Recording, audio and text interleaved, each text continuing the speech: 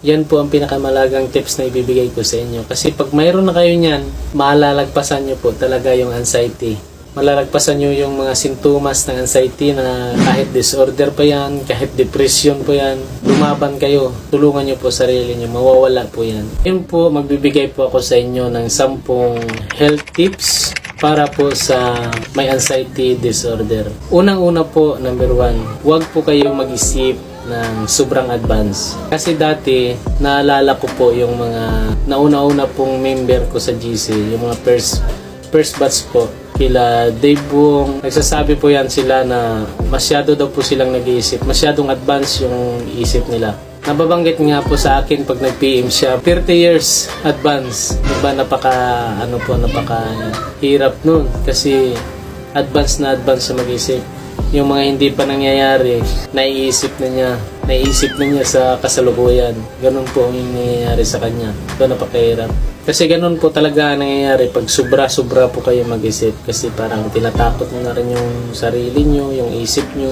Kaya ganun po, masyadong advance. May mga ganung sintomas po talaga. Kasi yan po ay nasa sintomas na ng mixed anxiety at saka depression. Pangalawa po, lagi nyo pong i-relax yung isip ninyo. Kung may mga sintomas na nararamdaman, mga halimbawa, hilo, sakit sa dibdib, o masama ang pakiramdam, relax nyo lang yung isip nyo. Huwag po kayong mag-isip na dagdagan nyo, na ikakatakot nyo po lalo. Kailangan dapat relax ang isip. Yung parang lagi ka lang kalmado pa, tawa-tawa ka lang. Huwag ka naman tumawa na ikaw lang mag-isa kasi delikado. Joke lang. Bali relax mo lang yung parang baliwala lang po sa iyo na nangyayari. Kaya ganun po. Dapat kailangan laging relax po ang isipan nyo para hindi po siya lumala, hindi po siya umantong sa panic attack. Ganun po yun.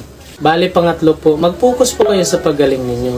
Hindi yung sa mga nararamdaman ninyo, hindi yung sa yung mga dapat nyong gawin na hindi naman nakakabuti sa inyong pag-iisip, hindi kayo sa kalusugan nyo. Kaya, iwasan nyo po yun. Number 4 po, iwasan nyo po ang magalit para hindi po kayo ma-stress. Kasi number 1 po yan, pag naiinis po kayo, pag nagagalit, naiirita kayo, mainit po ulo nyo. Kaya yun, dagdag rin po yun na nagpapahirap sa inyo kasi may stress po kayo, lagi nyo pong iisipin. Doon na, kasi pag nagagalit po kayo, number 1 talaga yung na parang nagiging pangit yung yung mood mo, hindi siya naging kalmado. Kaya iwasan nyo po talaga magalit para hindi po kayo ma-stress. Yung number 5 po natin, tumulong po kayo sa mga nangangailangan. Nakakaluwag po kasi ng isipan yun. Siyempre, masaya ka dahil nakatulong ka. Masaya ka dahil nagawa mo yung gusto mo na yung tipong may nagpapasalamat kasi sa'yo, mayroong nagbibigay ng pasasalamat sa'yo, di ba? Masarap sa pakiramdam. Kaya kailangan tumulong po kayo sa mga nangangailangan. Number 6 po, mag-ingat po kayo sa mga pagkain nakakapag-trigger sa isipan ninyo. Kasi po, yung mga pagkain kasi na nakapagpa-trigger, halimbawa po, yung karne. Kasi pag nakikita mo pa lang, hindi mo pa natikman, pag inisip mo na, baka ma-high blood ako dyan, baka lalo ako mahilo. Diba?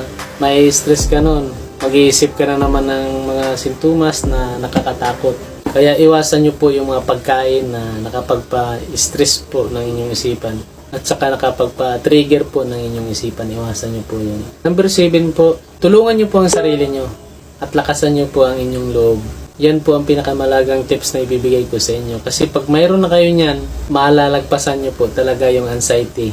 Malalagpasan nyo yung mga sintomas ng anxiety na kahit disorder pa yan, kahit depression po yan, lumaban kayo, tulungan nyo po sarili nyo, mawawala po yan. Yun lang ang pinaka-number 1 na teknik ko. Yan lang talaga ang lakas ng loob. Kasi kahit anong lakas ng loob mo, basta nandyan pa rin yung takot, nangingibabaw pa rin yung takot sa isip nyo. Medyo matagal po talaga kayo magaling.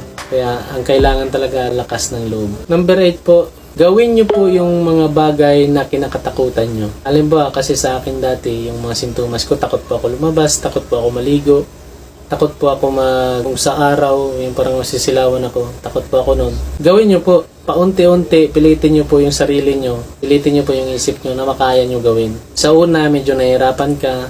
Pangalawa, medyo nandiyan pa rin yung paghihirap. pangatlo, makakaya nyo na yan. Pero at least paano lang, unti-unti lang.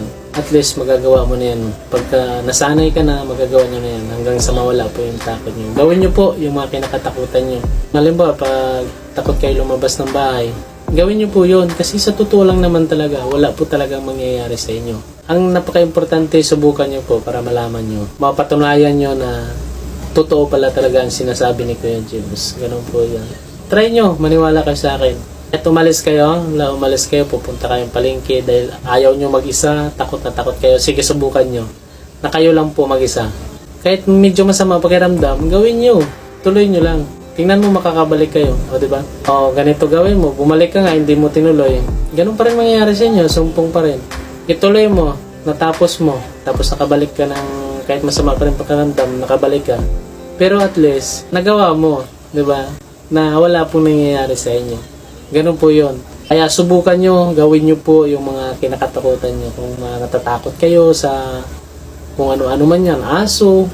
Eh, siyempre nakakatakot naman po talaga kasi kakagatin kayo niyan. Kaya napaka-normal po yun. Gawin nyo po ang gusto nyo.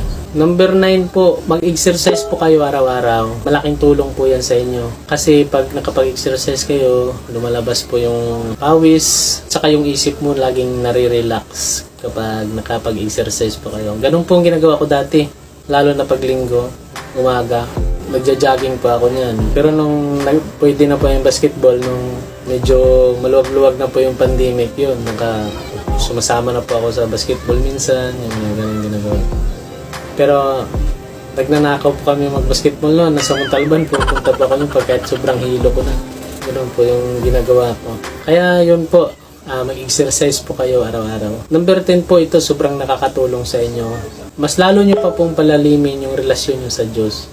Kasi isa naman po talaga yan sa mga dahilan kung bakit binigay sa inyo yung pagsubok na yan. Dahil kinakatok na po kayo ni Lord para lumapit kayo sa Kanya at lalo pa pong tumatag ang inyong pananampalataya sa Kanya. Ganun po yun.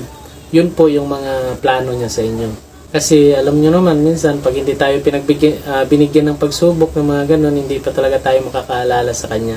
Isa po yun yung mga way na yan na kaya binigay sa iyo dahil gusto na niya na ikaw anak, mag-ano ka na sa akin.